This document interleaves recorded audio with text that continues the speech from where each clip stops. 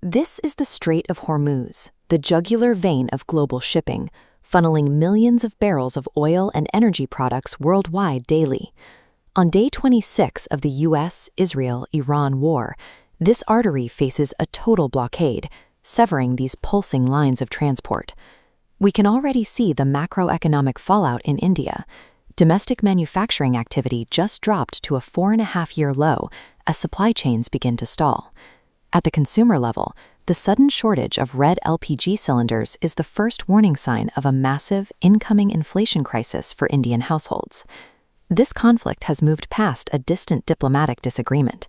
It is an active threat that will drain India's GDP and destabilize the global economy if it isn't stopped immediately.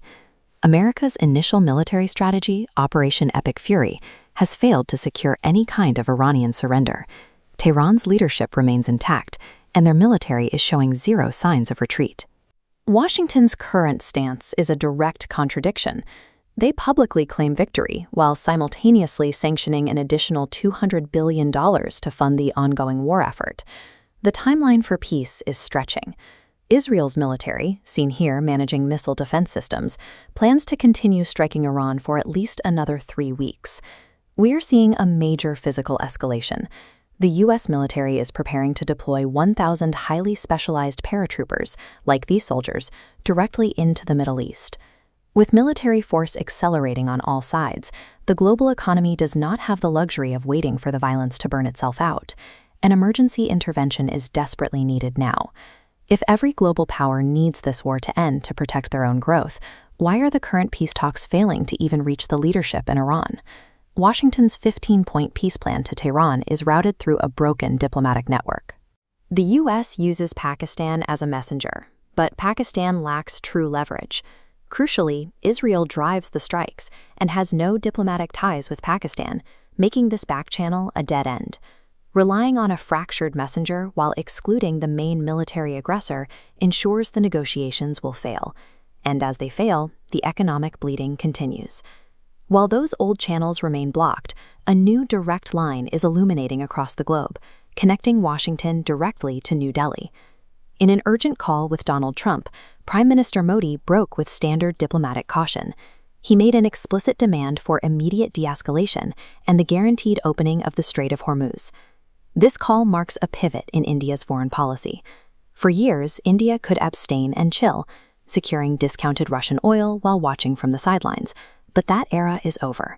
The economic shockwaves have reached a level that forces India to move from a passive geopolitical observer to an active player on the world stage. With the US-Pakistan-Israel channel at a complete standstill, we have to look for a player capable of bypassing the deadlock. While China and the EU have interests, neither maintains leverage across all 4 nodes simultaneously. This map puts India at the center.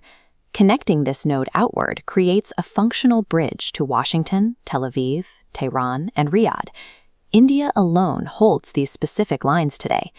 This unique positioning makes India the keystone required for any functional peace dialogue to actually begin. The next move is for India to host an emergency, multi-party summit in New Delhi, bringing every conflicting party to the same table. The goal of this summit wouldn't be a perfect, permanent peace. It would be a calculated halfway point designed specifically to stop the immediate economic hemorrhage. Under these terms, Iran would freeze its nuclear program for 1 to 2 years and keep the Strait of Hormuz open, while the US and Israel would immediately halt all military strikes. Leading this intervention is the ultimate test for India's geopolitical trajectory as we head into the high-stakes year of 2026. By stepping into this diplomatic vacuum, India protects its own domestic manufacturing and establishes itself as a necessary mediator in the most volatile regions of the world.